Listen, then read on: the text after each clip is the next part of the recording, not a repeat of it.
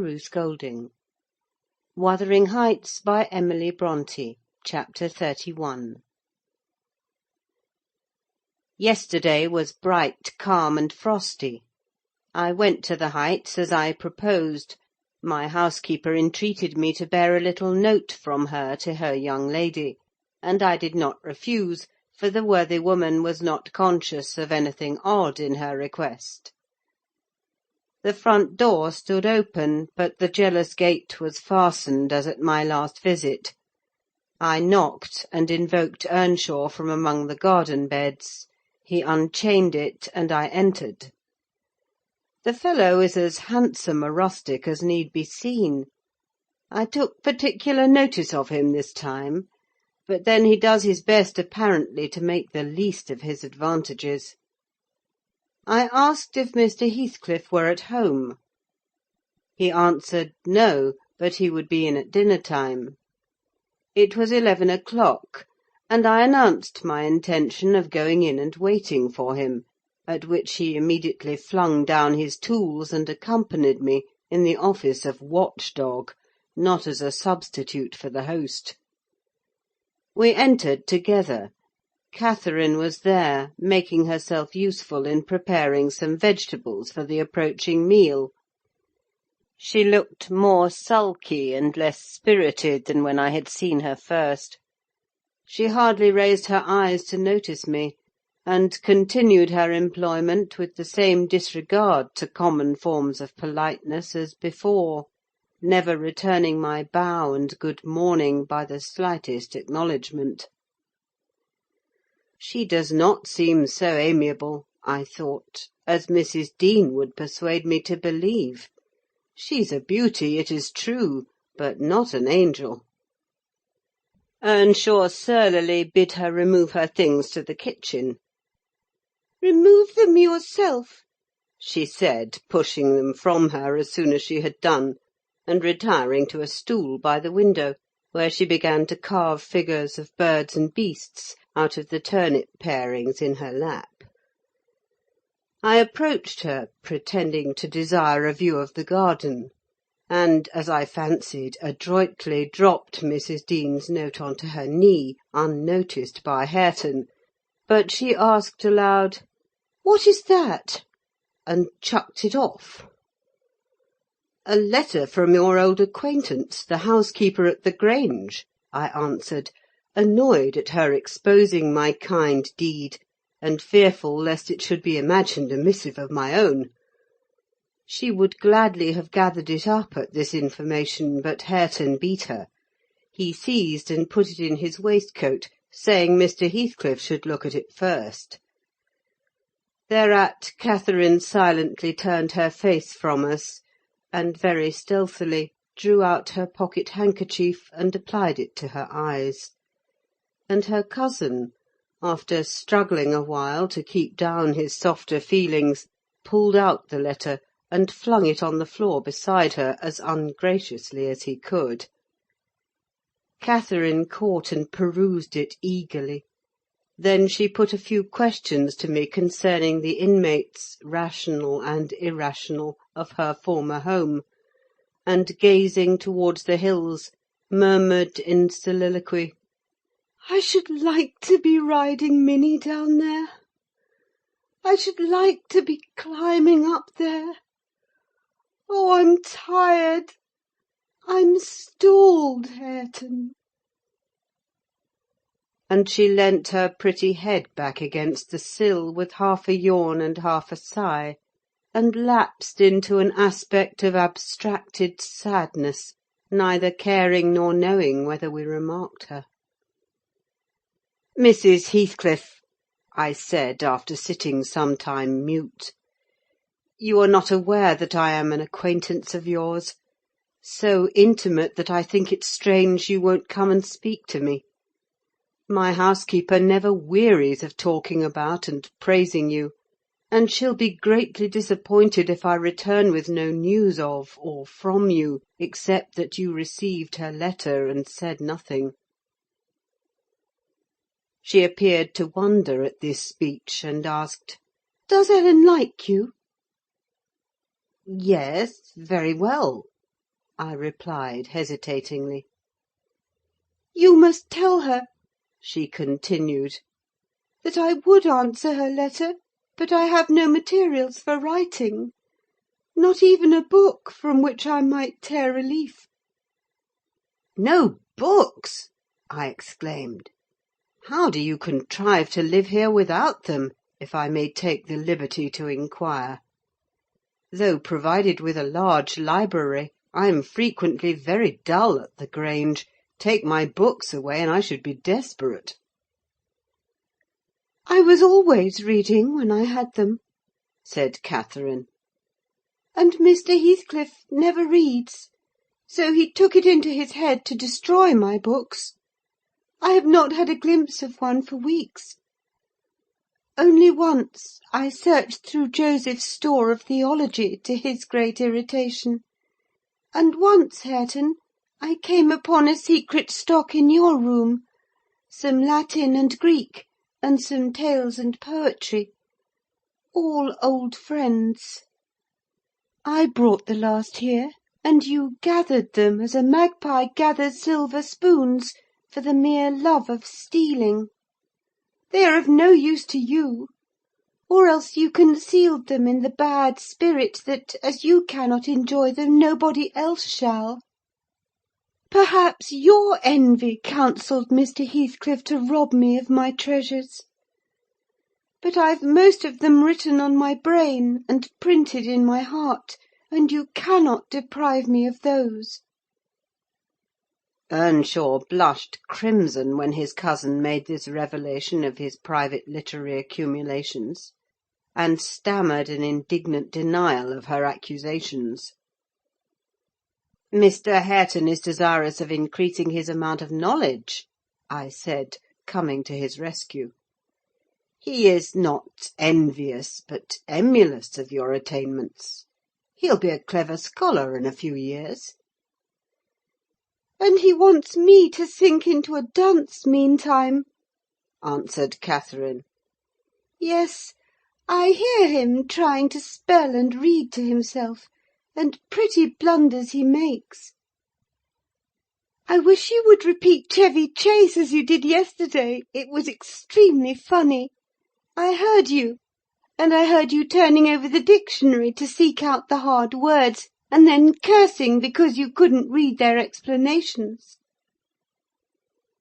The young man evidently thought it too bad that he should be laughed at for his ignorance, and then laughed at for trying to remove it.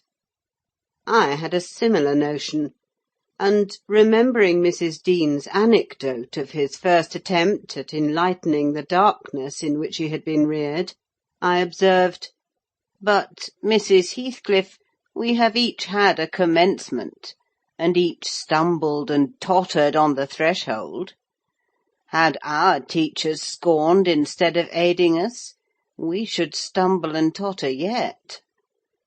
"Oh," she replied, "I don't wish to limit his acquirements.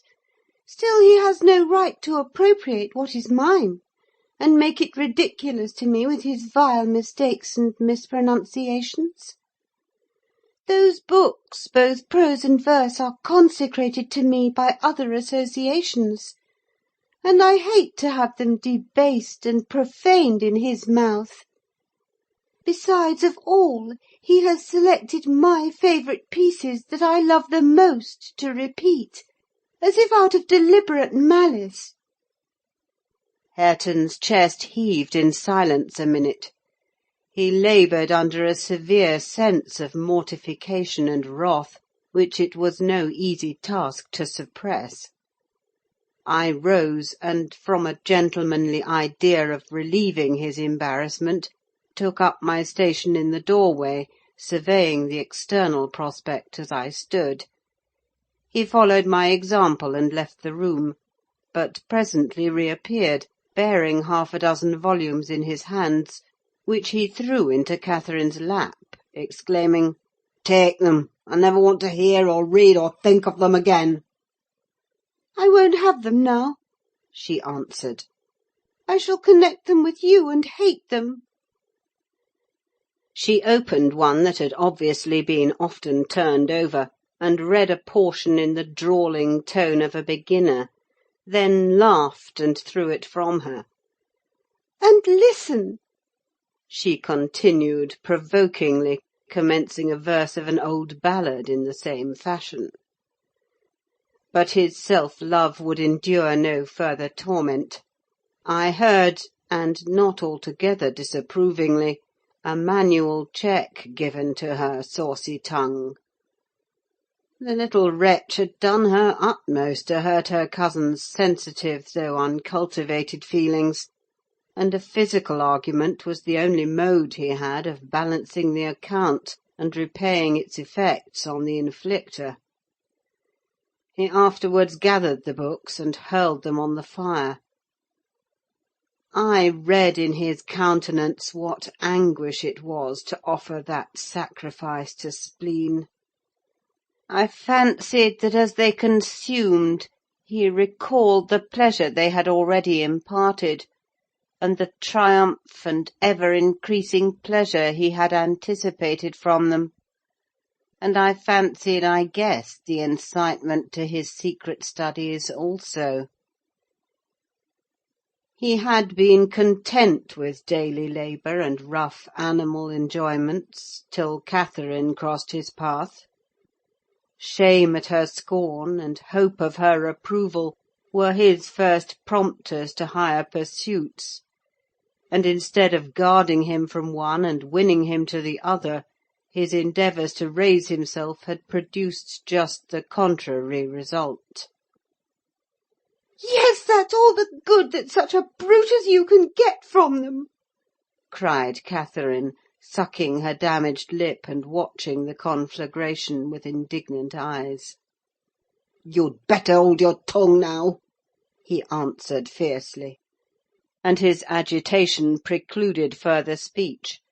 He advanced hastily to the entrance, where I made way for him to pass; but, ere he had crossed the door-stones, Mr. Heathcliff, coming up the causeway, encountered him, and laying hold of his shoulder, asked, "What's to do now, my lad?"